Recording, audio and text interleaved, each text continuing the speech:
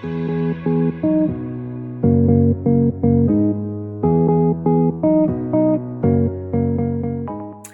I got rushed to hospital. Let's rewind and I'll tell you the story. So around 2 weeks ago, I got rushed to hospital. Not for Bell's palsy, but for my sciatica. I've been on and off sciatica for about 6 years, but this time it was out of this world. I couldn't move, I was paralysed from the waist down, I couldn't go to the toilet, struggled to walk, you name it, it was the worst. I spoke to 111 who directed me to my doctors. I told them everything. They thought I had cordia equina. If I'm saying it wrong, I'm sorry, but I'll write it down here. They thought I had that, which is a life-threatening thing which can make me paralysed.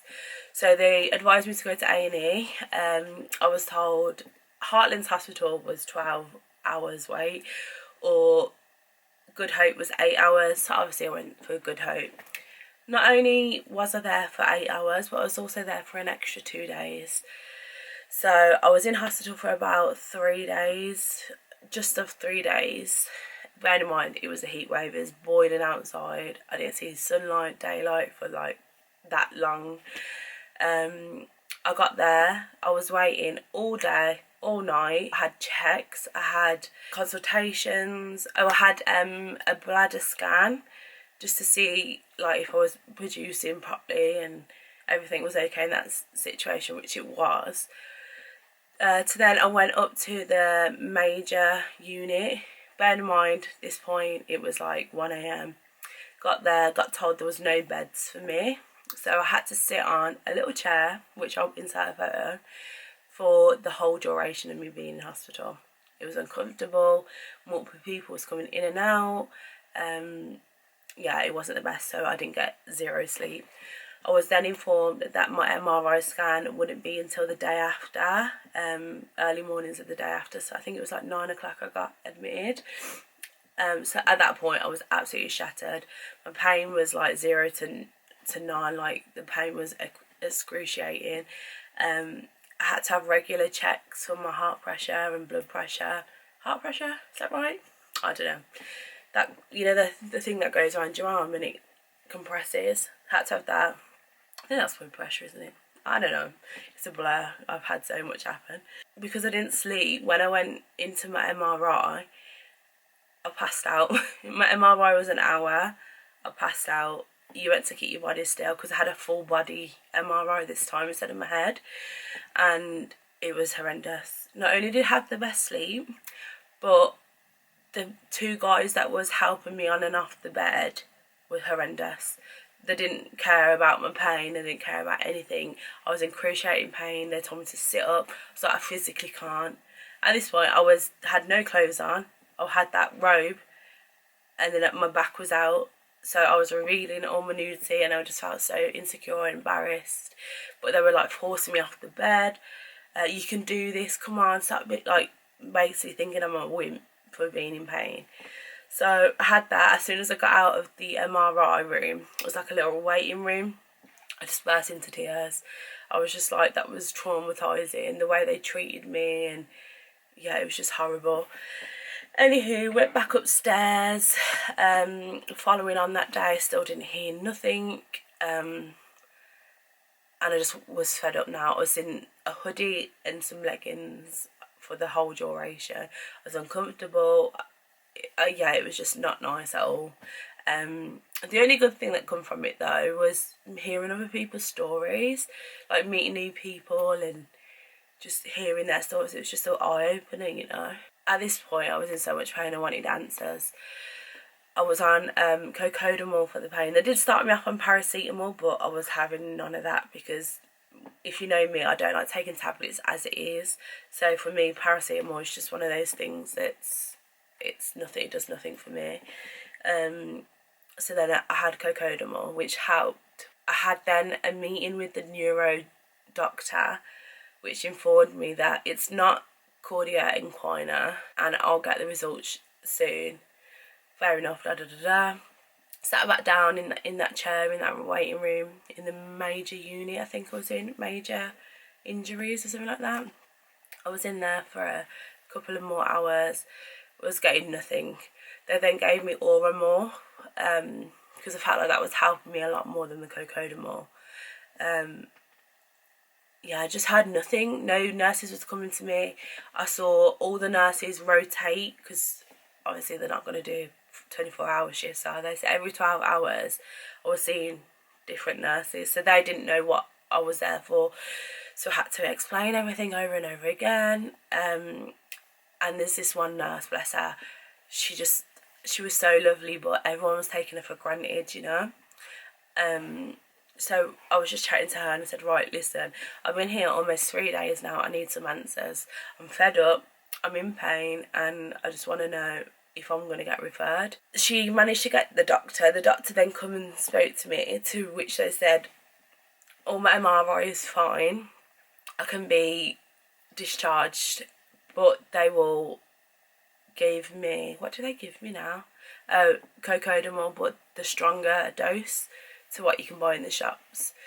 So I was like, yes, thank God I can go home. They did say I needed to call my doctors to get referred for a spinal clinic. The next day I did call the doctors and I did ask them. So I had a physiotherapist appointment, and they are referring me to a spinal clinic, which I'm happy about. But it's just ongoing, because if you have followed me and followed my channel, then you do know that I am suffering with Bell's palsy. Just a lot. I'm having a lot go on at the moment, and it's just like one thing after another. And now I've got a cold, I've got a chesty cough, so I just can't catch a break. Honestly, I just can't catch a break. So let's talk about my Bell's palsy. If we're talking about health, we may as well go on to Bell's palsy. So we are on week 11 currently. Monday it'll be week 12. I still haven't heard anything back regarding my MRI scan, to which I need to call the hospital tomorrow. I did go into the doctors today and they gave me a number to call, but I was told that I was an urgent case, to which I'll get my results between 2 to 4 weeks. I think we're now in the 5th week. So for an average patient, it's like 4 to 6 weeks. So I do need to chase that up to find out, because as you can see, there's still no improvement. I'm still drooped. Well, I say there's no improvement, but there is a little bit, which I'll go into detail now. So the improvements are, my taste is back to normal. My eye is blinking a lot more. I can feel my nerves in my face twinge whenever I start to smile. So I don't even know if you can see it. See, like underneath here? See, there's like the muscles moving, which is a good thing. Crocodile tears. Let's talk about crocodile tears. So, because when you first get diagnosed with Bell's palsy, you have no nerve in your face, which causes your eyes to be dry, you can't blink, you get no tears whatsoever. But in your recovery stage, you start getting this thing called crocodile tears. Basically, what that means is, when you eat and drink, you produce a lot of saliva. So because there's too much saliva, all your eyes, nose, mouth is all connected. So my tear duct is releasing that liquid. And let me tell you, it is the biggest pain in my ass. Don't get me wrong, I'm grateful that my eye is now producing tears and it's not dry no more and it's not painful. But it's so frustrating. Like, if I was to wear makeup, I'll cry. My eyes are crying like constantly. I feel like I need to get like a tissue to stick underneath my eye, because it's not on. I don't even know if you can see now. Like, see how it's very watery here? And if I tilt my head, watch, I bet I'll be able to produce a tear. Do you reckon I could? See? Oh, a tear. Yeah. So that's on a regular occurrence now. There is an improvement. My confidence still isn't up. I'm very insecure still. But I am slowly trying to get to norm with it, as I've lived with it for so long now. But it just makes me question, you know, like, I know, like, my friend, for instance, she had Bell's palsy, but after 12 days, I think it went, or 8 days it went. Why is it not gone for me? You know, I'm just fed up. I'm just literally like, so over it now, especially with my sciatica and then Bell's palsy. What's next? Oh wait, a flu, a cold. Hence why I sound like Chewbacca right now. But yeah, I'll update you when I hear more regarding the MRI and the Bell's palsy situation. But it is positive. There is improvements. Slowly and surely we will be back to normal soon. I've just got to keep cross my fingers and hope that hopefully by next month I'll be fully recovered and healed and enjoy my life, you know. Yeah, but I am not letting it stop me, you know. I am slowly coming out of my house and doing things, as you probably notice on the videos on here. But yeah, that's a little update from me. Like I said, any questions, please do let me know. And don't forget to hit that subscribe button to follow my journey as well, because I just love it. I just love hearing all your messages, and like so many people message me saying, I have this, I know that people that's got this, and it's just so refreshing to know that I'm not alone.